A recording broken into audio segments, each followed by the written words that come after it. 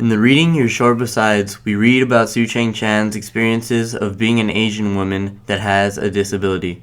During her life, polio has transformed her in many ways. Before polio, she was just like any normal child, very fun and outgoing. When polio intervened, it changed her life forever.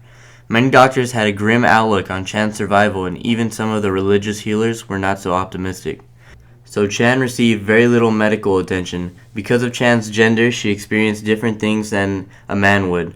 When she went to the fortune teller, he said that her name was too strong for a woman because it meant grandchild of wisdom. So he suggested that they rename her to Chaste Virgin. When her father came home from the war and saw that his daughter was crippled, he blamed himself for it because he thought it was caused by his past and the wrongs he had committed. He also apologized many times to her for this reason and made Chan feel somewhat uncomfortable. In Chan's life, she experienced different cultural perceptions and treatments to her disability. Asian people thought that she was disabled because of something that she did or something her parents did in the past. They also believed that she should not be out in front of people. When she went up to do a piano recital and when she would go up on stage and do speeches, she would be put to shame, but she was resilient. When she met Americans, her experience was much different. Most people would just ignore that she was disabled. Others would try to figure out why she was the way she was. Some would ask if it was from a ski accident, but she would have to inform them that it was something less glamorous. Some people would try to give her advice on how to be happier with her life, since she lived with a limp. As Chan has gone through life, she has met many different people with misconceptions about her and her disability.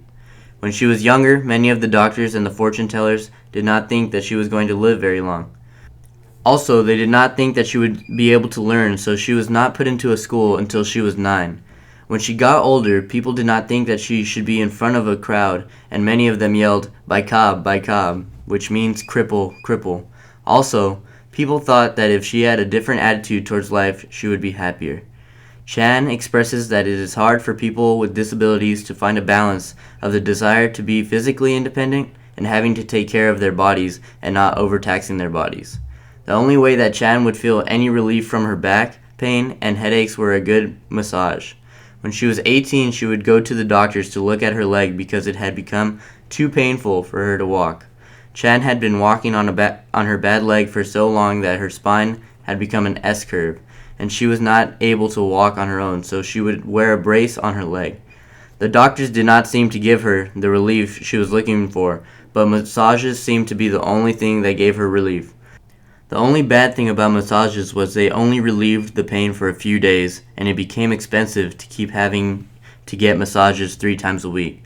So because of this, Chan decided to get a job with a better salary, but it meant that she had to work longer hours and was much more physically demanding. Different cultures view disabilities differently. For example, some cultures are very accepting of disabilities, but others think it is a disgrace. In African culture, it is believed that you are born with a disability because you did something wrong, such as stealing or disobeying your parents and the law. Similar to Asia, people with disabilities in Africa were not allowed into schools. It is also believed by other cultures that you could get a disability if you curse God or if you are suspected of being a witch. Mexico has different ways of viewing disabled people. They usually overlook the disability. It is almost like America, but in Mexico there is not as much benefits and services to care for people with disabilities. According to the UN, there are over 80 million people living with disabilities, and they make up the majority of the poor population. In Chan's life, she has noticed that her family and close friends have always been there for her, and it has made her feel so loved.